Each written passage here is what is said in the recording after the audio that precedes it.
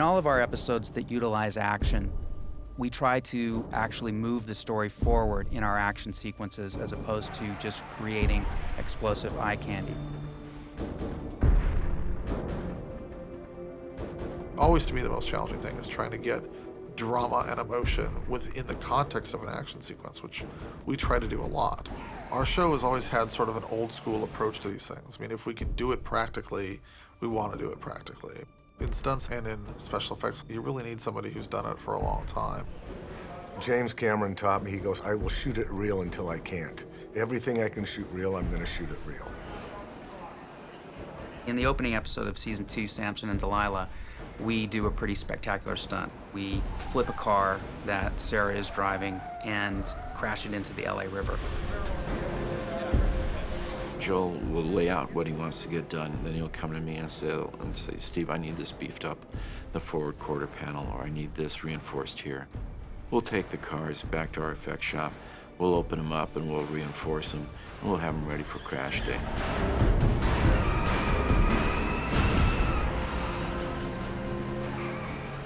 And when we flipped the car, we came up with the idea that Summer would just appear, and Lena would barrel down straight towards her. She'd dive to the side, hit the car, we'd slide it at 45 miles an hour, and we actually used what's called a cannon, and flipped the car over a barrier and launched it 80 feet into the LA River.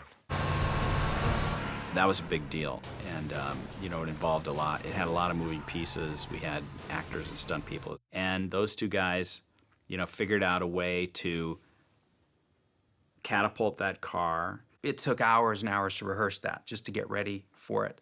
And the stunt turned out really, really well. They really are sort of the yin and yang of how all that action stuff comes together. In order to really make the scene real, all the other department heads come in. You know, Jim Lima comes in at some point because he's got to actually remove that projectile that shot out from under the Jeep to make it look like it just happened.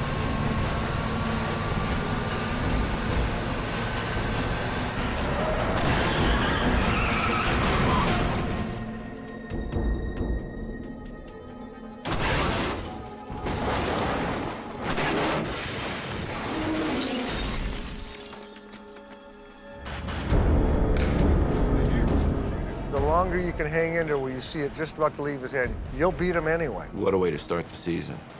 Put my actress in between two real trucks and have one truck smoking the tires. The glass is Mylar covered. When it blows, Steve has told me that it will blow out towards us, and because it's a boat, it will spread everywhere. In this sequence, there'll only be 2 stunt people, because what we're going to do for the actual crash, instead of putting a dummy in there, they'll shoot Summer against green screen, reacting to what the impact would do to her. And then that'll be computered, that'll be drawn in later. 3, 2, 1, go! We got a hold of those trucks and I started carving and reinforcing and bringing them together and actually fitting Summer for that sequence. We had designed a full steel cage in between there. We did pre-damage on the truck after the crash with a separate set of trucks where we could put Summer in there, and she was just surrounded. It's like being in a roll cage of a race car. Some of the parts of the truck I took to the plaster shop and had them cast it out of foam rubber for me, so they were soft for her. But those trucks were actually running trucks. And the way David shot the close-up sequences, it looked like she was just wedged in there, but it was all prefabricated.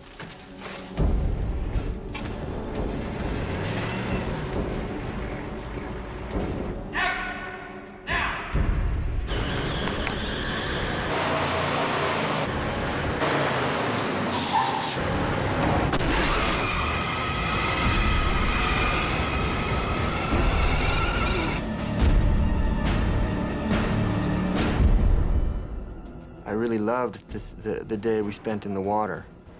And we went to this water tank. It's when I followed John off the pier, when he jumps into the water, and Carmina just goes without hesitating, because that's his goal.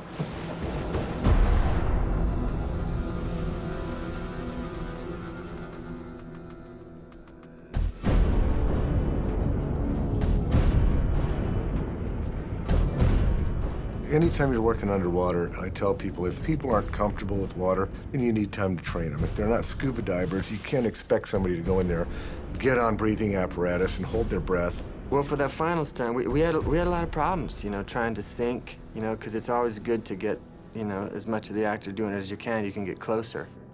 But I think because of my boots, I had these cowboy boots on that were full of air, and so when I would jump in, it just would automatically flip me over until it filled up. So I had a real hard time getting the feet down. Garrett Delahunt was very comfortable. He had a couple of scuba training lessons. He took to it like a dog to water. It was not a problem. They'd tied a rope around one ankle for the moment where I just have to sink and I'm looking up at John. Sorry, when I sink and I'm looking up at John. And it went down to the bottom of the tank through a little eyelet, and then 2 divers on the other end of that rope, and on cue, they just swam their guts out, pulled me straight down. And I think FX did some red eyes, you know, as well. It was just, I don't know why it's fun, because, you know, my head was popping, you're running out of air, but I just had such confidence in the whole team, you know. He never takes his eyes off me. The 4 divers all come, you know, flying in and pull me straight to the top. It was kind of a fun way to spend the day.